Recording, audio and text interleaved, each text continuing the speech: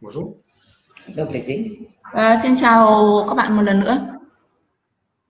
Alors j'espère que vous allez bien. Je suis ravi de vous revoir et de vous présenter ces webinaires. Надеюсь, вы себя прекрасно нас чувствуете. Очень рад вас видеть и представлять сегодня вам этот вебинар. Tôi hy vọng là các bạn hôm nay đã chuẩn bị và có tinh thần vui vẻ để nghe về chương trình webinar của chúng tôi. Nếu mà các bạn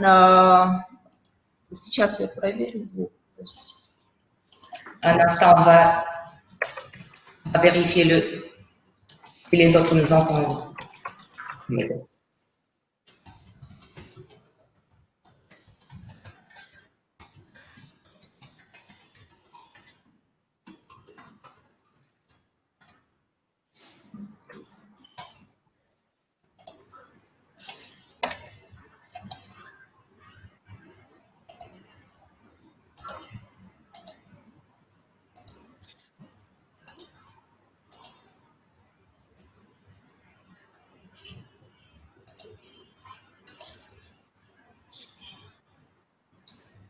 Mọi người có nghe thấy tôi không ạ?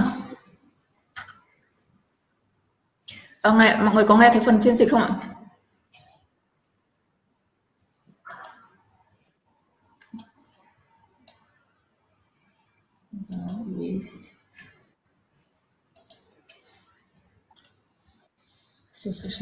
Oui, ça va. On y va. D'accord.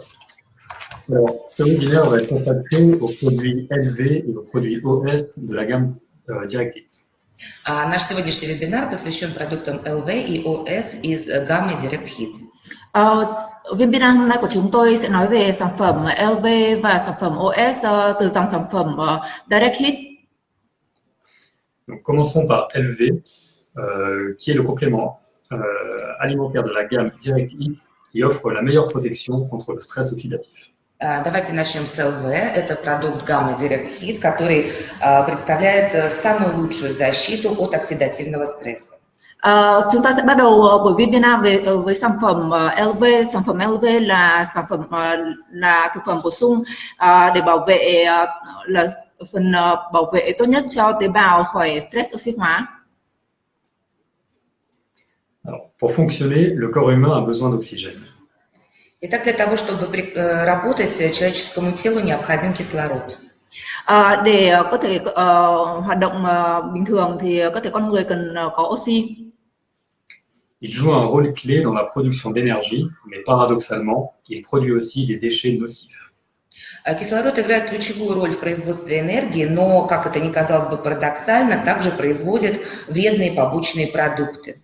Oxy đóng một vai trò quan trọng trong việc sản xuất năng lượng, nhưng nghịch lý thay là nó cũng tạo ra các chất thải có hại cho cơ thể. Lorsque nous respirons, l'oxygène capte des électrons de certaines molécules et crée des radicaux libres. В процессе дыхания кислород как бы ворует электроны некоторых молекул и создает свободные радикалы. Khi chúng ta thở thì oxy nó sẽ quét hoặc là nó sẽ ăn cắp các electron từ các phần tử nhất định và tạo ra các gốc tự do. Les radicaux libres sont des molécules avec un ou plusieurs électrons non appariés. Свободные radicалы – это молекулы, у которых есть один или несколько неспаренных электронов. Các gốc tự do là các phân tử có một hoặc nhiều electron chưa được ghép cặp. Ces molécules sont instables et peuvent détruire d'autres molécules du corps. Это молекулы очень нестабильные и могут разрушить другие клетки нашего tела. Nhưng phân tử đó không được ổn định và có thể làm mất ổn định và phá hủy các tế bào khác trong cơ thể của chúng ta. Pour contrer les radicaux libres, notre corps produit des antioxydants. И чтобы противостоять свободным радикалам, наше тело производит антиоксиданты. Và để chống lại các gốc tự do đó, cơ thể chúng ta cần sản xuất chất chống oxy hóa. Les antioxydants sont des substances qui neutralisent les radicaux libres en donnant un électron. Антиоксиданты – это такие субстанции, которые могут нейтрализовать свободные радикалы, отдавая ему свой электрон. Chất chống oxy hóa là những chất trung hòa các gốc tự do bằng cách tặng một điện tử cho những gốc tự do đó. L'effet neutralisant des antioxydants aide à protéger l'organisme contre le stress oxydatif. Нейтрализующий эффект антиоксидантов помогает защитить организм от окислительного стресса. Tác dụng của việc trung hòa các chất chống oxy hóa giúp chúng ta bảo vệ cơ thể khỏi stress oxy hóa. Une fois neutralisés, les radicaux libres deviennent inoffensifs. После нейтрализации свободные радикалы становятся абсолютно безвредными молекулами.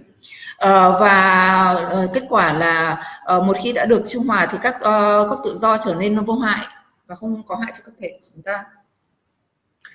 On appelle stress oxydatif le déséquilibre entre les radicaux libres et les antioxydants. Окислительный стресс – это дисбаланс между свободными радикалами и антиоксидантами. Stress oxy hóa là sự mất cân bằng giữa các gốc tự do và chất chống oxy hóa. Le stress oxydatif provoque la dénaturation de nombreux éléments de notre corps, tels que les protéines, les lipides et les glucides. Окислительный стресс вызывает денатурацию многих элементов нашего организма – белков, жиров, углеводов. Stress oxy hóa gây ra sự biến tính của nhiều yếu tố trong cơ thể của chúng ta như là protein, lipid và tinh bột. En général, le corps est capable de maintenir un équilibre entre les antioxydants et les radicaux libres. В общем и целом, наш организм способен поддерживать баланс между антиоксидантами и свободными радикалами. Và do đó làm hỏng các tế bào của chúng ta. Nhìn chung, cơ thể của chúng ta có thể duy trì sự cân bằng giữa các chất chống oxy hóa và các gốc tự do. Mais lorsque cela ne suffit pas, une supplémentation en antioxydants devient nécessaire. Но иногда бывают ситуации, в которых организм не справляется сам, и ему нужна помощь. Nhưng có tình huống là cơ thể của chúng ta không thể chống lại và không đủ và nó không đủ các chất đấy thì cần phải bổ sung chất chống oxy hóa. LV est un complexe de puissants antioxydants qui protège les cellules contre ce stress oxydatif. ЛВ – это пищевая добавка, сочетающая в себе мощные антиоксиданты, которые защищают клетки от окислительного стресса. Sản phẩm LV là thực phẩm bổ sung kết hợp các chất chống oxy hóa mạnh mẽ nhất để bảo vệ các tế bào khỏi stress oxy hóa. LV contient des superfruits tels que l'açaï ou la baie de goji. ЛВ содержит так называемые суперфрукты. Это ягоды асаи и ягоды годжи. Sản phẩm LV có chứa những loại quả siêu quả. LV contient également des antioxydants issus de plantes, tels que le thé vert, les pépins de raisin, la quercétine, le lycopène et le SOD. Также ЛВ содержит антиоксиданты растительного происхождения. Это зеленый чай, виноградная косточка, кверцетин, ликопин и супероксид дисмутаз.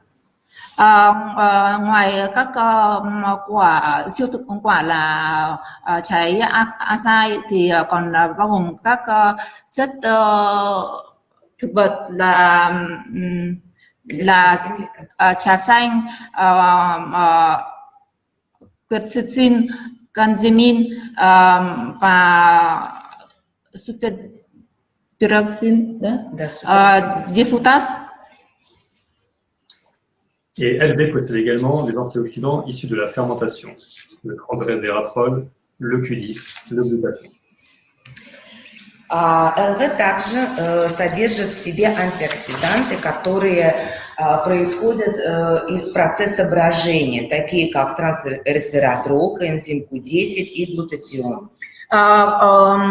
Sản phẩm LV còn bao gồm các chất mà được lên men như transresveratrol, coenzyme Q10 và L-glutathione loại dạng giảm. Enfin, LV contient également des oligoéléments essentiels que sont le zinc et le sélénium. Также ЛВ содержит незаменимые олигоэлементы, такие как цинк и селен. Và LV còn bao gồm những thành phần không thể thiếu, đó là kẽm và selen. À qui est destiné le produit LV? Давайте поговорим о том, кому нужно применять продукт ЛВ. Chúng ta sẽ hãy nói về những ai cần đối tượng mà cần sử dụng sản phẩm LV, những người mà có thể sử dụng LV và có thể giúp họ. Tout le monde est concerné par le stress oxydatif, mais plusieurs facteurs contribuent à une surproduction des radicaux libres. На самом деле, каждый из нас подвержен оксидативному стрессу, и есть очень много факторов, которые влияют на суперпроизводство свободных радикалов. Nói chung thì tất cả chúng ta mọi người đều lo lắng về stress oxy hóa, nhưng một số yếu tố quan trọng góp phần vào sự sản xuất quá mức của các gốc tự do. Un des facteurs peut être les carences alimentaires. Один из факторов – это проблемы, связанные с питанием, недостатки правильного питания. Một trong những yếu tố là chế độ ăn uống của mình khi mà chúng ta ăn uống không đúng và không đủ chất. Un autre facteur peut être lié au mode de vie, à savoir le tabagisme ou la consommation d'alcool. Другой фактор связан, скорее, со стилем жизни, да, это курение, употребление алкоголя. Yếu tố thứ hai là do lối sống của chúng ta, ví dụ như là hút thuốc lá hay là uống rượu và bia. Mais également des facteurs environnementaux tels que la pollution ou une surexposition au soleil. И также большую негативную роль играют факторы окружающей среды, такие как загрязнение воздуха, загрязнение воды, воздействие солнца. Và một yếu tố có hại nữa là yếu tố môi trường, ví dụ là môi trường ô nhiễm hoặc là khi mà chúng ta có được quá nhiều ánh nắng. Voyons maintenant les modifications qui ont été apportées au produit LV. Давайте посмотрим, какие же улучшения мы внесли в формулу продукта ЛВ. Chúng ta sẽ xem những thành phần mà chúng ta đã được trong sản phẩm mới mà đã được củng cố và đã được thay đổi thành phần so với sản phẩm cũ. Nous avons complètement repensé le produit SV pour en faire un puissant antioxydant. Мы действительно внесли большие изменения в продукт ЛВ, чтобы сделать из него действительно мощный антиоксидант. Chúng tôi thực sự đã có những thay đổi đáng kể trong trong sản phẩm LV để làm cho nó là một chất chống oxy hóa có tác dụng mạnh. Nous avons ajouté des antioxydants primaires, c'est-à-dire ceux au plus fort effet protecteur. Мы добавили такие главные антиоксиданты, то есть антиоксиданты, обладающие самым высоким защитным действием. Chúng tôi đã thêm những chất chống oxy hóa mà họ có tác dụng bảo vệ và bảo vệ cao nhất. Le SOD, le glutathion et la quercétine s'ajoute à la coenzyme Q10 qui était déjà présente. Супероксид дисмутаза, глутатион и кверцетин добавлены к энзиму Q10, который уже был в прежней формуле. Trong công thức cũ thì đã từng có enzyme Q10, nhưng mà chúng ta đã thêm SOD là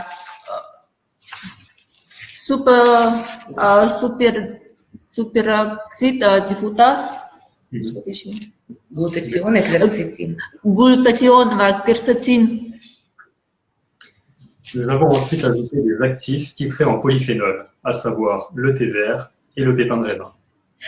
Также мы добавили активные вещества, титрованные по полифенолам. Это зеленый чай и экстракт виноградной косточки. Chúng ta đã thêm những thành phần giàu chất polyphenol, đấy là chiết xuất hạt nho. Экстракт виноградной косточки. Зеленый чай. Và trà xanh. Nous avons conservé l'açaï et ajouté le second superfruit qui est la baie de goji. Мы сохранили уже бывший в формуле ягоды acai, но добавили второй суперфрукт, это ягоды goji. Chúng tôi vẫn giữ nguyên thành phần chiết xuất của acai nhưng mà thêm chiết xuất của goji. Et concernant les minéraux, nous avons conservé le sélénium et ajouté du zinc. И что касается минералов, мы сохранили селен и добавили цинк. Và nếu mà chúng ta nói về chất khoáng thì chúng đã giữ selen nhưng mà thêm kẽm. Parlons maintenant des antioxydants provenant des superfruits. Давайте поговорим об антиоксидантах, которые берутся в суперфруктах. Chúng tôi bây giờ sẽ nói cụ thể về các chất chống oxy hóa mà được lấy từ siêu quả. Alors, concernant l'açaï, Что касается ягод асаи. Nếu mà nói về chúng ta sẽ bắt đầu với trái cây acai. ce sont des baies qui poussent sur des plantes sauvages au Brésil et qui sont récoltées manuellement entre le mois de mai et de juin. Эти ягоды произрастают на диких плантациях в Бразилии, и их собирают вручную в период с мая по июнь. Những quả này được mọc trên các cây dại ở Brazil và thường là được thu hoạch thủ công từ tháng 5 đến tháng 6. Les étapes du procédé de fabrication sont effectuées en France. Все этапы производства осуществляются во Франции. Nhưng các quy trình sản xuất và được thực hiện tại Pháp. Concernant les baies de goji riches en polysaccharides, Что касается ягод годжи, они очень богаты полисахаридами. Nếu mà chúng ta nói về quả goji thì trong quả goji có rất nhiều chất polysaccharide. alors, la baie de goji est largement utilisée dans l'alimentation et la phytothérapie. Экстракт ягод годжи широко используется в пищевой промышленности, а также в фитотерапии. Chiết xuất của quả goji được sử dụng rộng rãi trong thực phẩm và trong dược thảo và Elle est connue dans la pharmacopée chinoise comme étant le fruit du bonheur. В китайской фармакопее эти ягоды называют плод счастья. Và nếu mà trong dược điển của Trung Quốc thì quả này được gọi là quả hạnh phúc. Ces deux superfruits sont connus pour leur effet antioxydant. И эти два суперфрукта известны своим мощным эффектом антиоксидантов. Và hai siêu trái cây này nổi tiếng về sự giàu chất oxy hóa. Parlons maintenant des antioxydants provenant des plantes. Давайте сейчас перейдем к антиоксидантам, которые извлекаются из растений. Bây giờ chúng ta sẽ chuyển sang phần chiết xuất chất oxy hóa được lấy từ thực vật. Alors, l'extrait de feuilles de thé vert et l'extrait de pépins de raisin sont riches en polyphénols. Как мы уже сказали, экстракт листьев зеленого чая и экстракт виноградных косточек очень богат полифенолами. Như chúng tôi đã nói, chiết xuất từ trà xanh và chiết xuất từ hạt nho rất giàu polyphenol. Les polyphénols protègent les lipides sanguins du stress oxydatif. Полифенолы защищают липиды крови от окислительного стресса. Và chất polyphenol, tác dụng của polyphenol là để bảo vệ lipid máu khỏi stress oxy hóa. Les polyphénols préservent également l'élasticité des vaisseaux sanguins, contribuant à une bonne circulation sanguine. Полифенолы также сохраняют эластичность кровеносных сосудов, способствуя нормальному кровообращению. Còn nữa, polyphenol cũng bảo tồn tính đàn hồi của mạch máu, có phần lưu thông máu tốt. Concernant maintenant la quercétine, elle est d'origine végétale. Что касается кверцетина, он тоже растительного происхождения. Còn quercetin cũng là từ nguồn gốc thực vật. Notre quercétine provient du Sophora japonica, qui détient la plus grande concentration naturelle en quercétine. Наш кверцетин в нашей формуле происходит из растения Софора японика, которое обладает наибольшей природной концентрацией кверцетина. Quercetin mà được dùng trong sản phẩm LV là quercetin có nguồn gốc thực vật từ quả Sophora japonica. Sophora japonica. Le lycopène est lui aussi d'origine végétale. Ликопин также rастительного происхождения. Và lycopene cũng là có nguồn gốc thực vật. Le lycopène fait partie de la famille des caroténoïdes. Il a donc de fortes propriétés antioxydantes.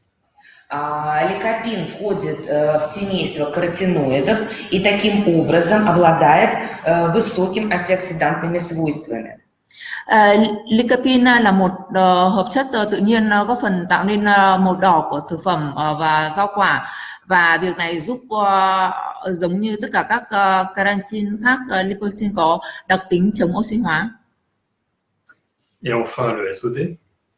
И что касается супероксид дисмутаза, Nếu chúng ta nói về superoxide dismutase, c'est une enzyme qui provient d'une variété unique de melons français de très haute qualité.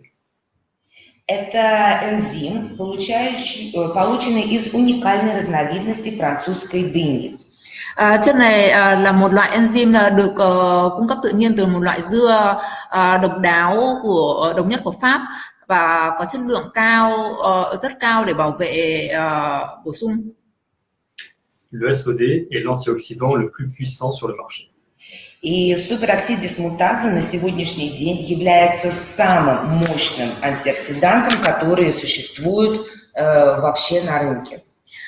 Và superoxide dismutase là một trong những chất chống oxy hóa mạnh nhất trong số tất cả các giải pháp hiện tại trên thị trường. Parlons maintenant des antioxydants provenant de procédés de fermentation. Сейчас перейдем к антиоксидантам, которые мы получаем в процессе ферментации. Bây giờ chúng ta sẽ chuyển sang phần chất chống oxy hóa mà được lấy từ các loại men. Le premier est le transresveratrol. Первый из них трансресвератрол. Chất số đầu tiên là resveratrol. Plus de 12 000 publications scientifiques et plus de 200 essais cliniques vantent les mérites du resveratrol.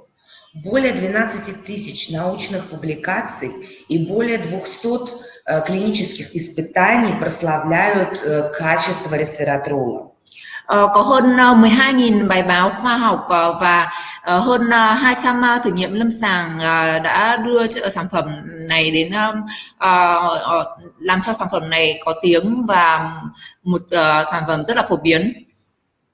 Le resveratrol contribue à un mode de vie sain. Ресвератрол – это неотъемлемая часть здорового образа жизни. Resveratrol là một phần không thể thiếu trong cuộc sống lành mạnh của con người. Notre matière première est pure à 98% et est produite via un procédé innovant de fermentation. Наш ресвератрол является особо чистым на 98% и производится с использованием инновационного процесса дрожжевого брожения. Resveratrol của chúng tôi là 98% nguyên chất và được chế biến sạch sẽ nhất và được sản xuất bằng quy trình lên men đời mới nhất. Concernant la coenzyme Q10. Что касается коэнзима Q10. Còn khi nói về coenzyme Q10, elle agit comme une défense naturelle contre le vieillissement et l'oxydation de notre corps. Коэнзим Q10 действует как натуральная, естественная защита против старения и окисления нашего tела. Coenzyme Q10 hoạt động như một sự bảo vệ tự nhiên chống lại sự lão hóa và oxy hóa trong cơ thể của chúng ta. Elle fait partie de la famille des antioxydants endogènes. Коэнзим входит в состав эндогенных антиоксидантов. Coenzyme là một phần của chất giống như các chất trước thì nó là một chất oxy hóa nội sinh. Cela signifie qu'elle est naturellement produite par les cellules de notre corps. Эндогенный означает, что он естественным образом производится нашим организмом. Chất chống oxy hóa nội sinh có nghĩa là nó được sản xuất tự nhiên bởi các tế bào của cơ thể của chúng ta. De ce fait, la coenzyme Q10 est particulièrement bien absorbée par l'organisme. И таким образом коэнзим Q10 очень хорошо усваивается организмом. Vì vậy khi enzyme Q10 được hấp thụ bởi cơ thể chúng ta rất tốt. Enfin, concernant le L-glutathion, И напоследок глутатион. Và thành phần cuối là glutathione. le L-glutathion est impliqué dans notre système de défense contre les radicaux libres. Глутатион точно так же входит в нашу естественную защиту организма против свободных радикалов. Và glutathione cũng là một thành phần thiết yếu và là tự nhiên và góp phần vào sự bảo vệ cơ thể chúng ta khỏi oxy hóa. Et pour finir, quelques mots sur le zinc et le sélénium. И напоследок несколько слов о цинке и селене. Và phần cuối chúng ta sẽ nói một chút về kẽm và selen. Alors, le zinc et le sélénium contribuent au fonctionnement normal du système immunitaire. Цинк и селен способствуют нормальному функционированию иммунной системы. Kẽm và selen góp phần vào hoạt động bình thường của hệ miễn dịch của chúng ta. Ils protègent également les cellules contre le stress oxydatif. Они также способствуют защите клеток от окислительного стресса. Và họ cũng góp phần vào bảo vệ tế bào khỏi stress oxy hóa. Alors, pour conclure, LV, c'est la parfaite combinaison d'antioxydants provenant de diverses origines. Давайте подведем резюме. Chúng ta hãy bây giờ tổng kết. ЛВ – это идеальная комбинация антиоксидантов различного происхождения. LV là sự kết hợp hoàn hảo của các chất chống oxy hóa đến từ tự nhiên, từ nhiều nguồn gốc khác nhau. LV soutiendra l'organisme contre l'excès de radicaux libres et par conséquent, il réduira les dommages causés par les molécules instables. Он избавит организм от избытка свободных радикалов и, следовательно, уменьшит повреждения, вызванные этими нестабильными молекулами. Nó hỗ trợ cơ thể chống lại các sự dư thừa của các gốc tự do và vì vậy sẽ giảm thiệt hại gây ra khi có những phân tử không ổn định.